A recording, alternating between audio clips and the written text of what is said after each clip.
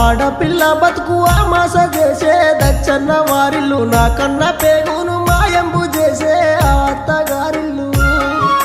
సీతమ్మ కష్టాలు నువ్వు మోసినవా నా తల్లి ఇన్నాళ్ళు యమునోలే నీ భర్త కాల రాసాడా నీ పూల నవ్వులు